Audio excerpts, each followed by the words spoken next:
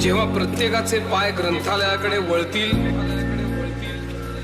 तेव्हा भारताला महासत्ता होण्यापासून कोणीच रोखू शकणार नाही. सन 1892 साली भीमराव जन्मले, दलित जनांचे भाग्य उजळले, कैवारी लाभले. कायदे पंडित शिल्पकारही घटनेचा गाजतो, भीमरायाचा कीर्ती डंका तो मुलखी वाजतो. ध्येयवादी अनमुसती स्वाभिमानी नर,